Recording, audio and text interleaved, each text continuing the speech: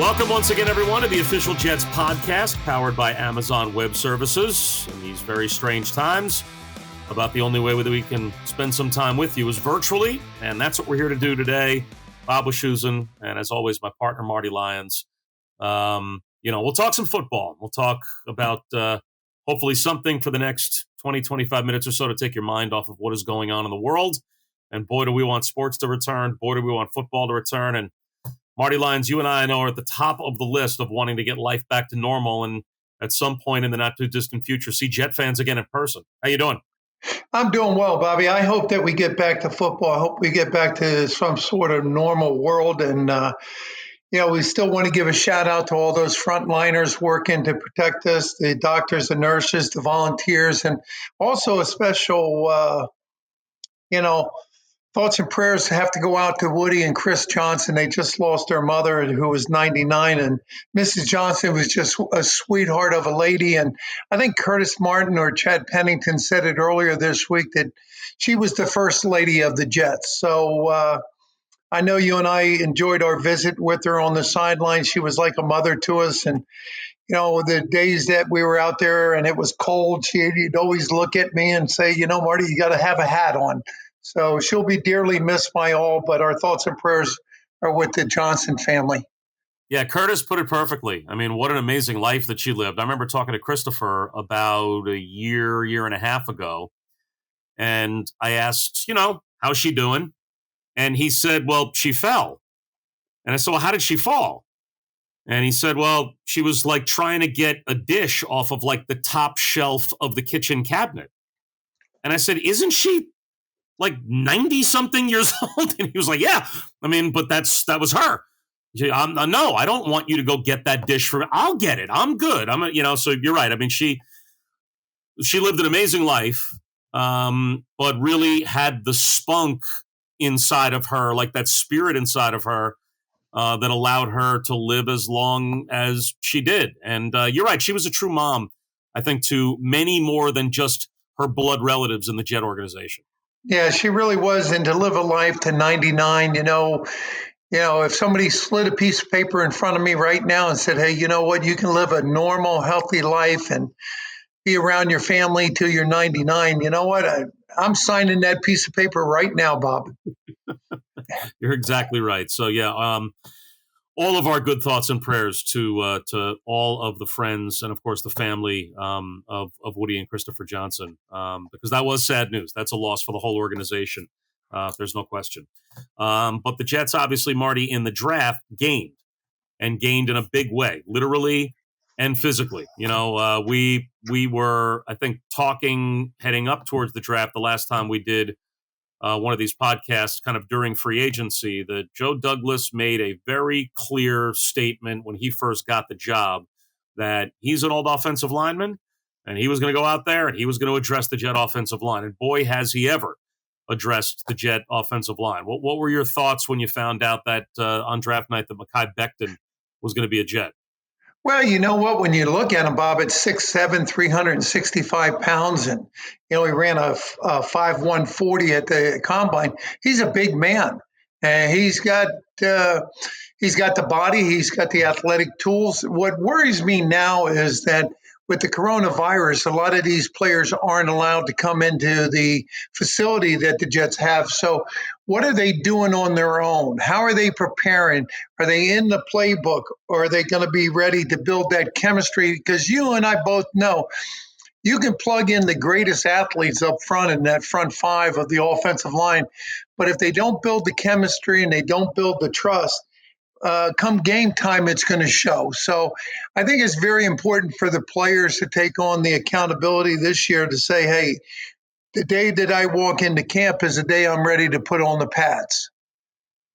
Yeah, it's funny, covering football all these years, there's one constant, regard college, pro, when you see a team, you hang out at the facility, you might see a linebacker and a safety walking down the hallway together. You might see a wide receiver and a quarterback, or you might see a defensive back and a tight end. The guys that you always seem to see together are the offensive linemen. They really do just operate as a unit. And I guess my question would be, if you were the offensive line coach, how would you coach an offensive line virtually? Like, what can those guys do to, when they come into camp on day one, have some synchronicity? Because they really do all need to move at exactly the same time with a rhythm and feed off of each other. And, it's a totally different job description because of how they all have to operate as one than probably any other position in football. Well, I think it starts with the center, and Montgomery has to be ready to make the calls to the offensive line. If I was coaching them right now, Bob, I would put up all the different fronts that they may see throughout the year and call a play and say, okay, who are you responsible to block? Who's gonna do what? And go from there. Make sure that number one is that they know their assignments. And number two, how they're going to coordinate back and forth and communicate back and forth with the guy next to them. I think that's the only thing that you can do is trying to, communicate, get them to know the playbook. It's hard to know somebody if you haven't played with them. The personality of all the players are going to definitely be different. There's going to be some with stronger personalities that are going to be the leaders, the alpha males of the offensive line. There's some that are not going to be vocal. What they have to do is find their role and realize that they have to have an expertise at their role and go out there and execute it. Yeah. Back to Becton for a second. Who's the biggest dude physically that you ever had to go up against as a defensive lineman? Like, I can't. I tell you who he reminds me of, and I hope you ever won. Yeah, you know what, Bob, who he reminds me of? He reminds me of Jonathan Ogden for the Baltimore Ravens. That was one big human being. I never played against him, but I watched him play for so many years. And, he had the mobility to get outside to block that, if you had a speed rusher, he could open up those hips and get out there. I think one of the biggest guys that I played against, maybe like an Art Shell, for the Oakland Raiders. But back then, we didn't have many 300-pounders that we were playing against. Right. Maybe 290, 300 pounds at the most. This guy's 365 pounds. That's a big man. Yeah, I remember the Jimmy Johnson Cowboys in the early 90s, I want to say, was the first time in the NFL that all 5 starters on an offensive line were over 300 pounds, right? Like now it's just accepted that you're going to be at least 320, 325 pounds and an athlete to be able to play in the NFL. This guy's 40 pounds bigger than that. And also seems very athletic. When I first came in the league, Bob, I was undersized. I started at 248 pounds. And then my top weight was when I moved inside the defensive tackle, I played at no heavier than 270, really 268. Wow. And, now if you're 268, you're an outside linebacker or an inside linebacker. That doesn't fly anymore. We'd have to figure out if you could go cover somebody now in order to play in the NFL. You know what? I might have been able to cover back 40 years ago, but it's hard for me to cover anything except a plate of food when I have to get up and get something to drink. Yeah, well, you cover that well. We've all seen it. Wischusen and Marty Lyons here on the official Jets podcast powered by Amazon Web Services. And it is funny to think about it now. If you count Alex Lewis as a new player, now granted the Jets brought him in last season, but he was a Joe Douglas new acquisition. The 5 guys that will start in front of Sam Darnold this year are 5 completely different guys than started in front of him on opening day last year.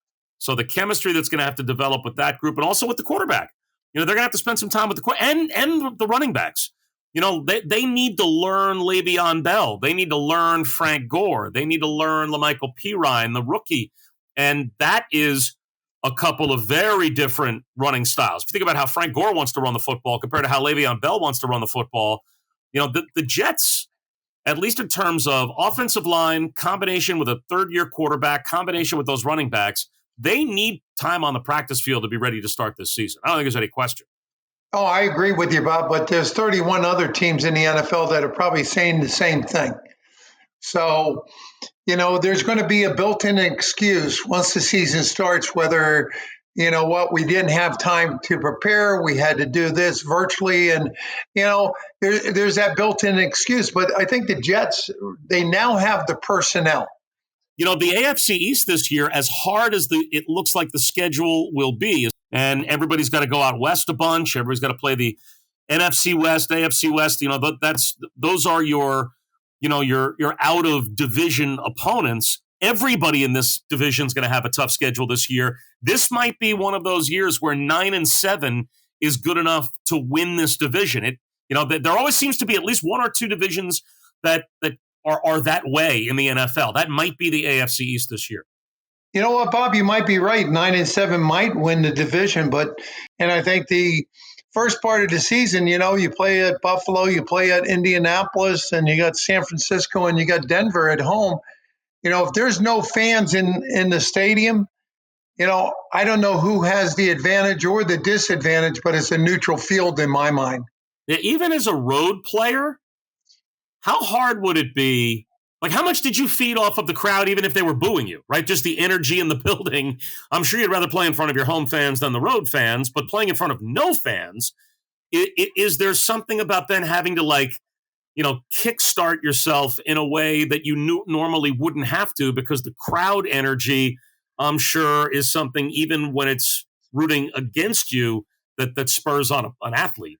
Oh, without a doubt, Bob. I mean, with no fans, you're going to go out there, you're going to depend on your teammates, your coaching staff, and everybody to get excited when a big play is made, excited when you leave the locker room, because whether you're playing in front of your home crowd where you feed off that emotion, when you're at an away game and that emotion is against you, you still feed off of it. It still, touches your soul, and it makes you just want to play a little bit harder. But now there's nothing.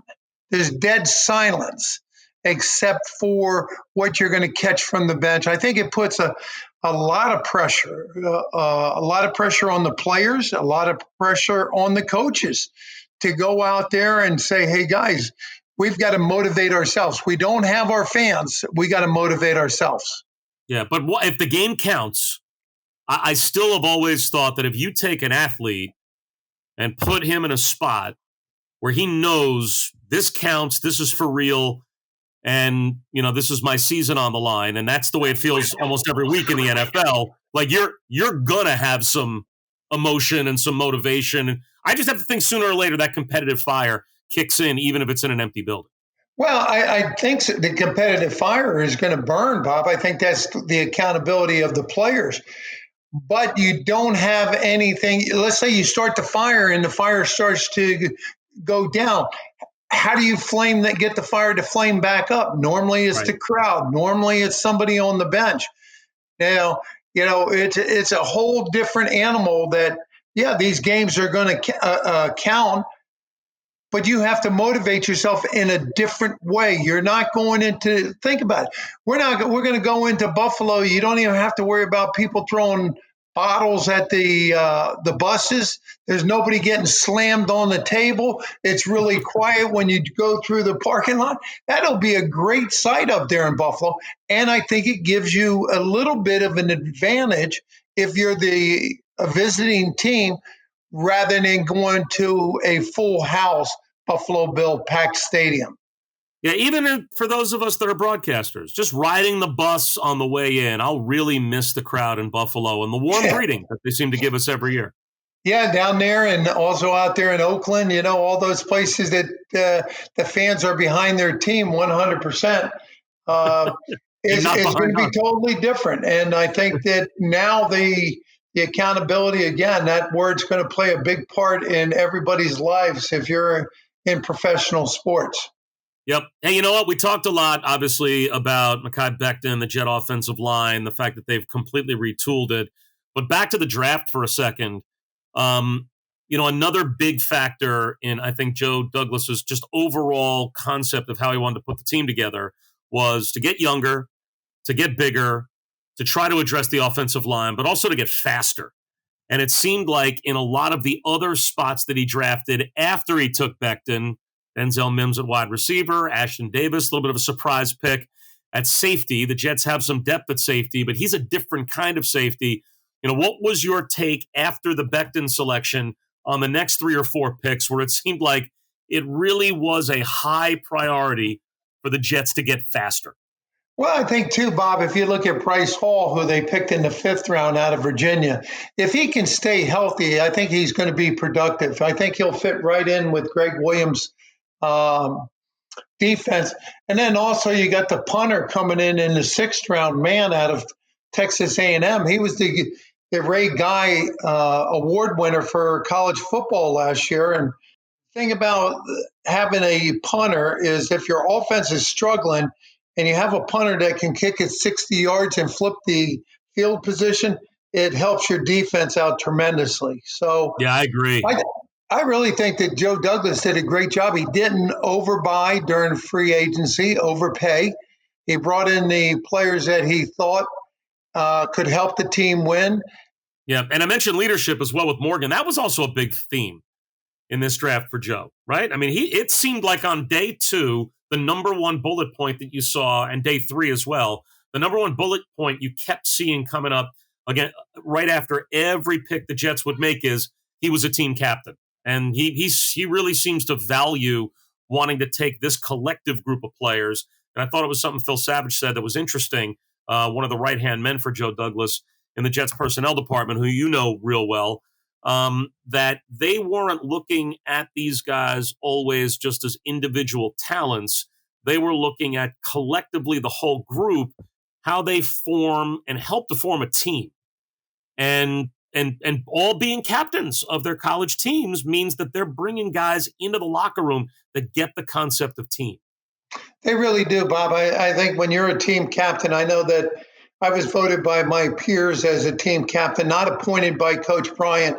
And it meant so much that you had other guys in the locker room that were looking for you to have the leadership that they needed to go on and play.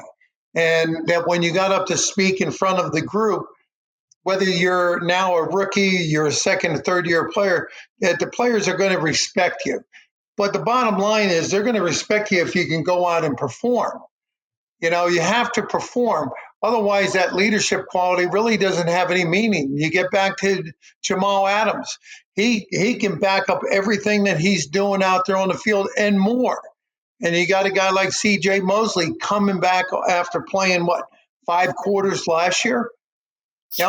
These guys have all got to come in and stay healthy and go out there and perform at a high level for the Jets to be successful. It's probably one of the only actual team sports.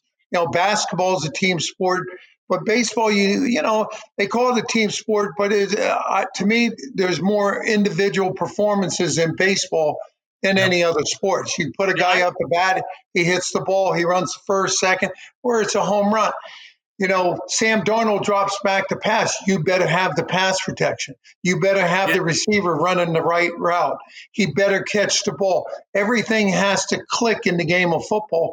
So, all these guys have to come into camp and get to know one another, get to know the coaches, understand that it is the NFL. It's going to be a very difficult year for everyone. And the team that comes out of it the best is a team that's going to understand that, you know what, we're going to take all the leadership qualities and combine it into one and have one common goal, and that's to win.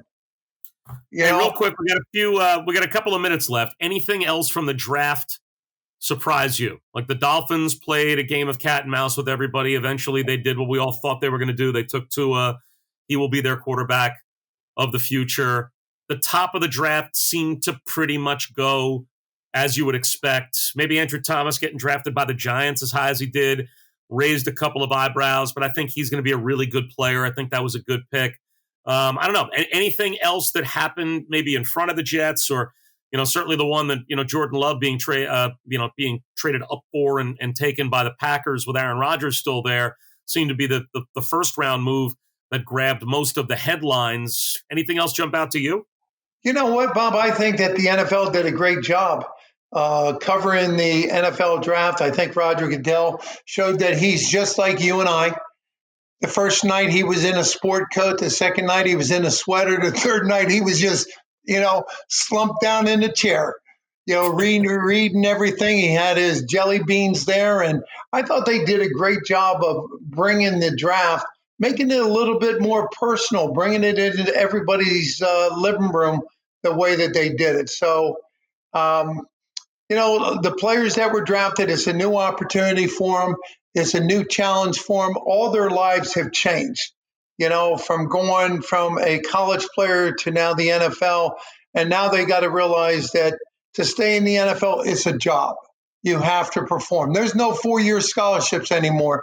You have to go out and you have to perform and you have to be consistent. And what the young guys are going to realize is that the NFL is a long season. It's not, your 12 or 13 games in college. It's every week. And you're not going to be playing against guys that are in their 5th year. You're going to be playing against guys that are in their 10th, 11th, 12th year, that they know all the games. They know how to prepare. And as a rookie, you have to go in there. A guy like Quinnen Williams, he's got to come back. He's got 1 year underneath his belt. He should have learned a lot as a number 1 pick out of Alabama last year. Got beat up a little bit with injuries. I don't think if you asked him if he had the season that he really wanted to have, I think he ended it with 2.5 or 3 sacks. I know he's better than that, but he's got to come back with a different attitude and realize, hey, my sophomore year in the NFL, I know what it's about. Well, hopefully we'll all be able to come back sooner rather than later, partner. This is always fun. And, again, hopefully the Jets will let us do this again sometime soon. You got it, Bobby. You stay well. Tell Julie we're proud of her and stay safe. I will do that. That's Marty Lyons. I'm Bob Wischusen. Jet fans, stay healthy and stay safe. And thanks for joining us on the official Jets podcast powered by Amazon Web Services.